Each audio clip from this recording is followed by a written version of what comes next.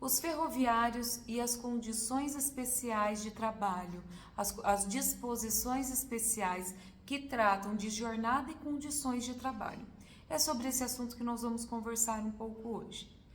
Esses trabalhadores, eles são desde o profissional que está no escritório, o engenheiro, o chefe, o inspetor, como também o cabineiro, aquele profissional que trabalha para manutenção do trem, todo profissional para construção de estrada, todos esses profissionais e entre outros são considerados ferroviários.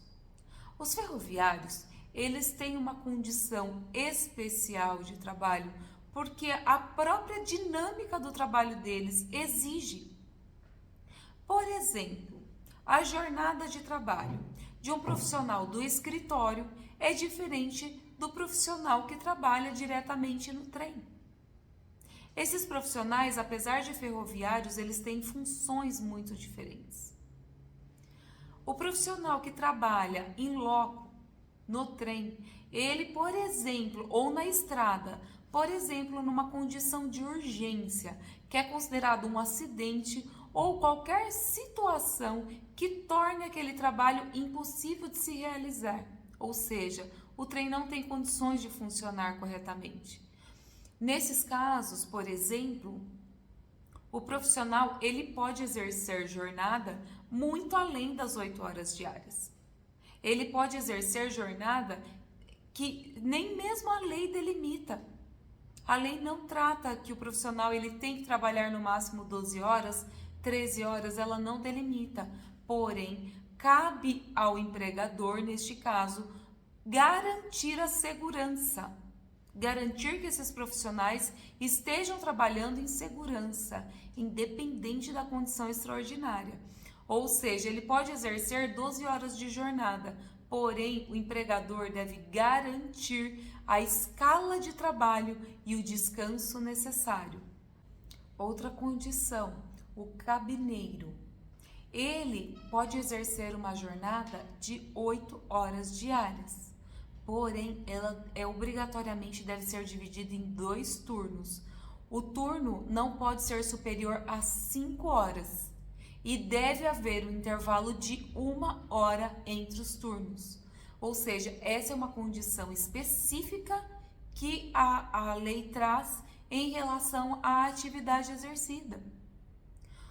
Uma outra situação que nunca podemos perder de vista são as normas coletivas. Além da lei especial que trata sobre o ferroviário, que traz disposições sobre o ferroviário, existem as normas coletivas. As normas coletivas, elas sempre devem ser levadas em consideração e respeitadas.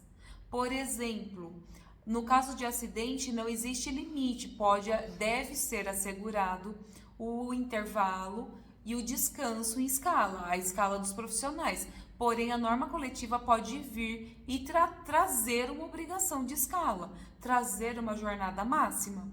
Isso aí compete à norma coletiva, porque a lei ela traz de uma maneira geral. Outra questão, horas de prontidão e horas de sobreaviso. A prontidão é aquele profissional que ele se coloca à disposição do empregador, porém nas linhas férreas. Ele está ali à disposição do empregador. Para estes profissionais, é assegurado o pagamento de 2/3 do salário base. Além disso, se não houver possibilidade de alimentação no estabelecimento, ele deve ter assegurado 1 hora de intervalo a cada 6 horas de prontidão. O profissional em prontidão, a escala dele deve ser no máximo de 12 horas, porque ele está ali no local da prestação de serviços, porém ele não está executando, ele está aguardando ordens. Sobreaviso é um pouco diferente. O profissional também está à disposição aguardando ordens, porém ele está na casa dele.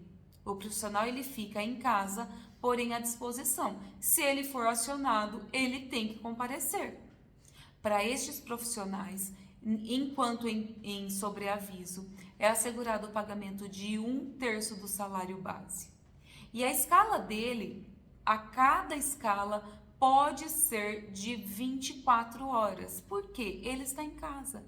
Então, imagine, ele está em escala de sobreaviso na casa dele e não foi acionado.